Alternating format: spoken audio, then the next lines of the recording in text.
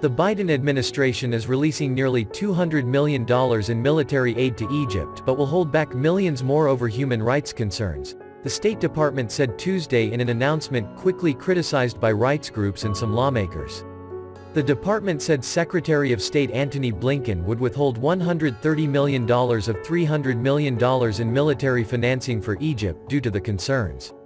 It said he would allow the rest go through to preserve U.S.-Egypt security engagement that Washington believes is critical to Mideast stability. The $170 million to be released will be sent using authority the administration has to waive human rights conditions placed on the assistance by Congress.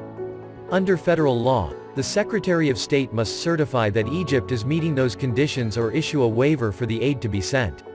The department said Blinken was unable to certify compliance but added that continued engagement with Egypt is a critical U.S. national security interest.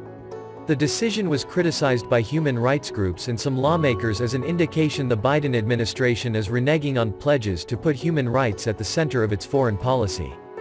Nonetheless, it said the administration would provide the majority of the assistance for border security, non-proliferation and counter-terrorism programs while withholding the remaining $130 million. The withheld amount will be released if the government of Egypt affirmatively addresses specific human rights-related conditions, the department said.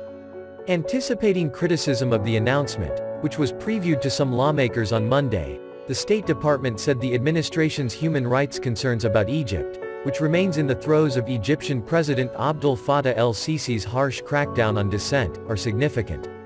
But, it said maintaining positive ties with Sisi's government is important and noted that new Israeli Prime Minister Naftali Bennett had visited Egypt just on Monday. Egypt is one of just 2 Arab nations to have gone to war with Israel to have signed a peace treaty with the Jewish state. Our bilateral relationship with Egypt will be stronger, and America's interests will be better served through continued U.S. engagement to advance our national security interests, including addressing our human rights concerns, the State Department said. Under Sisi, Egypt has seen the heaviest crackdown on dissent in its modern history. Officials have targeted not only Islamist political opponents but also pro-democracy activists, journalists and online critics. Lengthy pretrial detentions have become a common practice to keep the government's critics behind bars for as long as possible.